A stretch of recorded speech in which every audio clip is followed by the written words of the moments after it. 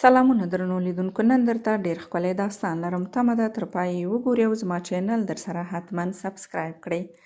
یوه جنۍ وایي چې زه او حامد د موبایل له لارې له یو بل سره آشنا شو. په لومړی کې مو اړیکه دوستانه وه، خو د وخت په تېرېدو سره ورو ورو وپوهېدو چې زموږ ترمنځ مینه ده او موږ یو په بل باندې مین شوي یو.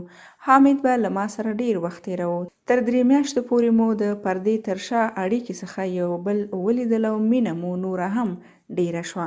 حامد زموږ کور ته په جرګه راغلو او زه یې غوښتلم. پلار مې هم ومنله او یوه میاشت وروسته زموږ واده وشو.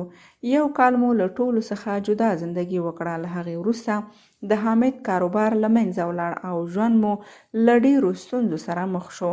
حامد به ډیر وخت له کور څخه بیرون و. همیش به یې راسره جنګونه کول.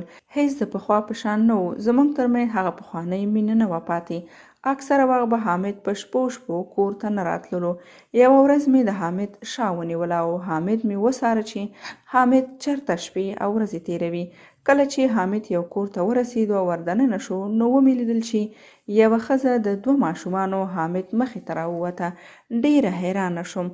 کله چې مې د کوڅې له خلکو څخه د هغې د کور میرمنې او د حامد په اړه وپوښتل نو ټولو راته وویل چې دا کور د حامد دی او هغه ښځه یې میرمن ده چې د 2 ماشومانو سره دلته اوسیږي.